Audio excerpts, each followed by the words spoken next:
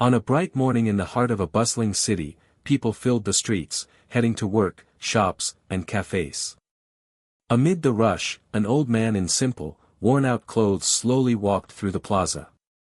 His shoes were dusty, his jacket faded, and his hat looked older than the city itself. To most, he looked like someone down on his luck, perhaps a worker with nowhere important to be. A group of young professionals sitting outside a cafe noticed him. They whispered and chuckled, one saying, "Look at him, probably hasn't bought new clothes in years." Another added mockingly, "In a city like this, he doesn't belong." The old man didn't respond. He only smiled gently and kept walking, his eyes resting on the buildings around him. The tall glass towers, the elegant stone facades, the graceful archways over the streets, all of them seemed to stir something deep in him. He walked slowly, almost as if he was revisiting memories only he could see. At the city hall, a ribbon-cutting ceremony was taking place for a new landmark, a grand cultural center. Reporters gathered, photographers snapped pictures, and local officials prepared to give speeches. The old man stopped at the edge of the crowd.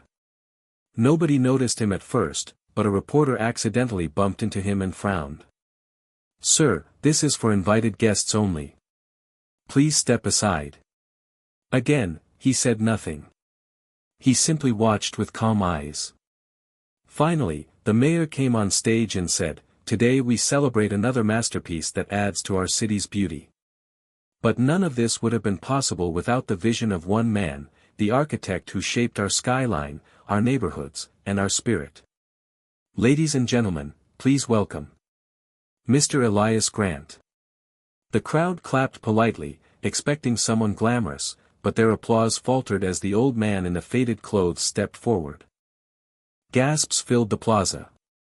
The same people who mocked him at the cafe now stared in disbelief.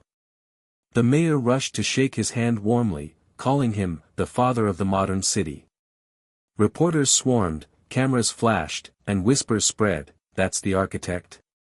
But he looked so poor. Elias Grant took the microphone. His voice was steady, humble. "I've walked these streets for decades. Every brick, every curve, every space was designed not for fame, but for people, for you. I never cared much for fine clothes. I cared for creating places where families could live, children could play, and communities could grow. And today, seeing this city alive, that is my reward." The crowd went silent, struck by his words. Even the young professionals from the cafe stood frozen, shame burning in their faces. They realized they had mocked the very man who had given them the city they were proud to live in. As the ceremony ended, Elias stepped down from the stage. The same people who had laughed at him now reached out to shake his hand, their voices filled with respect and apology. Elias only smiled and said, "It's not what we wear that defines us, but what we build for others."